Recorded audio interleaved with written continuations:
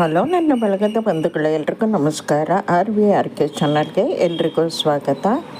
ಇವತ್ತು ಬದನೆಕಾಯಿಂದ ಬೋಂಡ ಮಾಡೋದು ಹೇಗೆ ಅಂತ ತೋರಿಸ್ತಾ ಇದ್ದೀನಿ. ಅದು ಬದನೆಕಾಯಿ ಸೀಳ್ಬಿಟ್ಟು ಅದರೊಳಗೆ ನಾವು ಅರ್ಧ ಮಸಾಲೆ ತುಂಬಿಟ್ಟು ಬೋಂಡ ಮಾಡಿಕೊಳ್ಳೋವಂಥದ್ದು ರುಚಿಯಾಗಿರುತ್ತೆ. ಹೊಸ ಥರ ನೋಡ್ಕೊಳ್ಳೋಣ. ಒಂದು 5-6 ಬದನೆಕಾಯಿ ಇಟ್ಕೊಂಡಿದ್ದೀನಿ ನಾನು. ಈಗ ಇದ್ರ ತುದಿಯನ್ನು ಸ್ವಲ್ಪ ಕಟ್ ಮಾಡಿಬಿಟ್ಟು ಉದ್ದಕ್ಕೂ ಇಲ್ಲಿವರೆಗೂ ಸೀಳಿಟ್ಕೋಬೇಕಾಗತ್ತೆ. ಆನಂತರ ಕುದಿಯೋ ನೀರಲ್ಲಿ ನಾನೊಂದು ಅರ್ಧ ಗಂಟೆ ನೆನೆ ಹಾಕ್ಕೊತೀನಿ ಅದನ್ನು. ಇಲ್ಲ ಅಂದರೆ ನೀವು ಬಿಸಿ ಎಣ್ಣೆಲಿ ಕೂಡ ಒಂದು ಸಲ ಫ್ರೈ ಮಾಡಿ ತೆಕ್ಕೋಬೋದು. ನೋಡಿ, ಈ ಥರ ತುದಿ ಕಟ್ ಮಾಡಿ ಇಟ್ಕೋಬೇಕು. ಅದು ಈ ಥರ ಎಲ್ಲದರ ತುದಿ ಕಟ್ ಮಾಡಿ ಇಟ್ಕೊಂಡಿದ್ರೆ ಹಾಗೆ ಈ ಥರ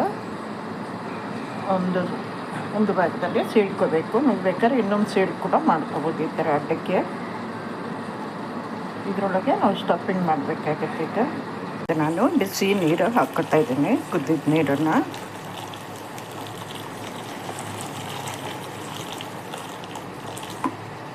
ಒಂದು ಅರ್ಧ ಗಂಟೆ ಹೀಗೆ ಬಿಟ್ಬಿಡೋಣ.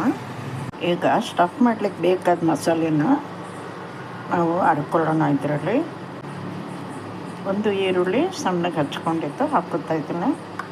2 ಸ್ಪೂನು ಬಿಳಿ ಎಳ್ಳು, ಒಂದು ಸ್ವಲ್ಪ ಹುಣಸೆಹಣ್ಣು, 2 ಬೆಳ್ಳುಳ್ಳಿ ಬೀಜಗಳು. ಬೆಳ್ಳುಳ್ಳಿ ಬದಲಿಗೆ ಇಂಗು ಕೂಡ ಹಾಕ್ಕೋಬೋದು ನೀವು. 1 ಸ್ಪೂನು ಖಾರ ಪುಡಿ ಹಾಕ್ಕೊತಾ ಇದ್ದೀನಿ, 1 ಸ್ಪೂನು ಜೀರಿಗೆ. ಈಗ ನೀರು ಹಾಕ್ಕೊಳ್ಳೆ. ಇಷ್ಟನ್ನು ಚೆನ್ನಾಗಿ ನುಣ್ಣಗೆ ಕುಟ್ಕೋಬೇಕು.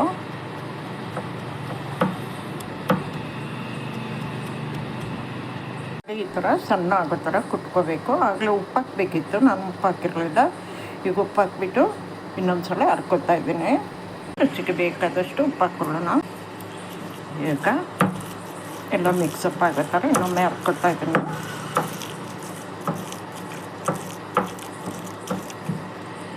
ನೋಡಿ, ಈಗ ಇದನ್ನು ತೆಕ್ಕೊಂಡ್ಬಿಟ್ಟು ಬದನೆಕಾಯಿ ಒಳಗೆ ಸ್ಟಫ್ ಮಾಡ್ಕೊಳ್ಳೋಣ. ಈಗ ನೀರಲ್ಲಿ ಹಾಕಿದ್ದು ಬದನೆಕಾಯಿ ತೆಕ್ಕೊಳ್ಳೋಣ.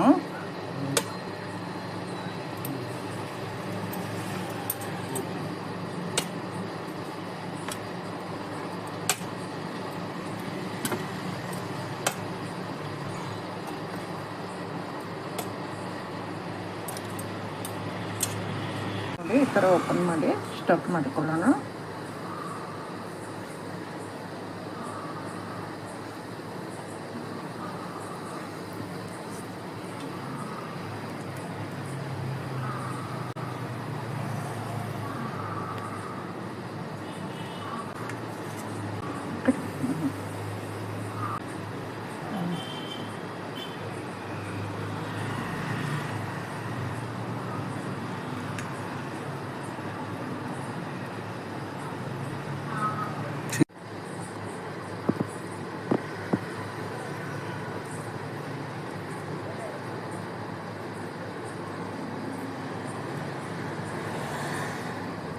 ನೋಡಿ, ಈ ಥರ ಎಲ್ಲ ಬದನೆಕಾಯಿ ಒಳಗೆ ಸ್ಟಫ್ ಮಾಡ್ಕೊಂಡ್ಬಿಡಿ. ನೋಡಿ, ಎಲ್ಲ ಬದನೆಕಾಯಿಗೂ ನಾನು ಸ್ಟಫ್ ಮಾಡ್ಕೊಂಡಾಗಿದ್ದೆ. ಈ ಬಟ್ಲಲ್ಲಿ ಒಂದು ಫುಲ್ ಬಟ್ಲಷ್ಟು ನಾನು ಕಡಲೆ ಹಿಟ್ಟನ್ನು ತಗೋತಾ ಇದ್ದೀನಿ. ಇದೇ ಕಪ್ಪಲ್ಲಿ ಒಂದು 1/4 ಕಪ್ಪಷ್ಟು ಅಕ್ಕಿ ಹಿಟ್ಟು ಹಾಕೋತಾ ಇದ್ದೀನಿ. 1/4 ಸ್ಪೂನಷ್ಟು ಅರಿಶಿನ, ಅರ್ಧ ಸ್ಪೂನಷ್ಟು ಓಂಕಾಳು ಹಾಕ್ಕೊತಾ ಇದ್ದೀನಿ. ಓಂಕಾಳು ಹಾಕಿರೋದ್ರಿಂದ ನಾನು ಹಿಂಗೆ ಹಾಕ್ಕೊತಾ ಇಲ್ಲ. ಅದು ಉಪ್ಪು ಹಾಕ್ಕೊಳ್ಳೋಣ. ಈ ರುಚಿಗೆ ಬೇಕಾದಷ್ಟು ಉಪ್ಪು ಹಾಕ್ಕೊತಾ ಇದ್ದೀನಿ. ವೆಜ್ಟನ್ನು ಕಲಿಸ್ಕೊಂಡ್ಬಿಡೋಣ. ಸ್ವಲ್ಪ ನೀರು ಹಾಕ್ಕೊಂಡು ಕಲಿಸ್ಕೊಳ್ಳಿ.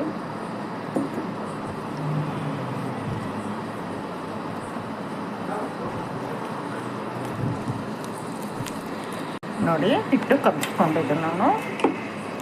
ಈ ಹದಕ್ಕಿರ್ಬೇಕು ಹಿಟ್ಟು. 1-2 ಚಿಟಿಕೆಯಷ್ಟು ಸೋಡಾ ಪುಡಿ ಹಾಕ್ಕೊಳ್ಳೋಣ. ಹಾಕ್ಕೊಂಡ್ಬಿಡೋಣ ಒಂದ್ಸಲ.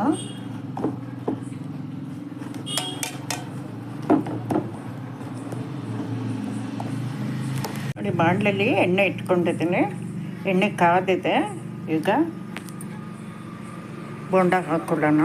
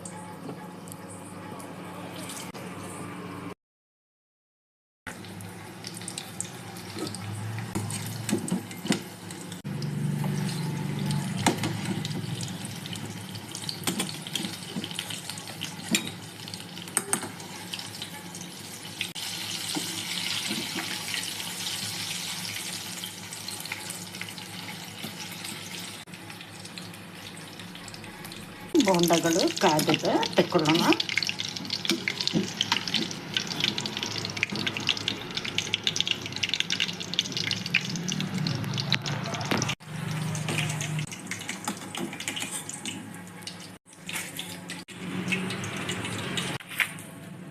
ಈಗ 2ನೇ ಟ್ರಿಪ್ ಹಾಕ್ತಾ ಇದ್ದೀನಿ.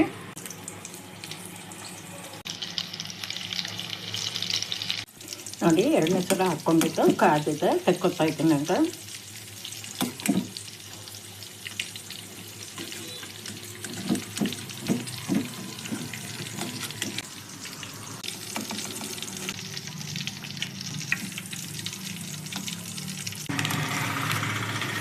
ಬದನೆಕಾಯಿ ಮಸಾಲೆ ಬಜ್ಜಿ ತಯಾರಾಗಿದೆ. ಈಗ ಸ್ಟಫ್ ಮಾಡ್ಕೊಂಡಿದ್ದ ಭಾಗನ ಸ್ವಲ್ಪ ಓಪನ್ ಮಾಡಿಕೊಂಡು ಅದ್ರ ಮೇಲೆ ಈರುಳ್ಳಿ ಇಟ್ಕೊಡ್ಬೋದು.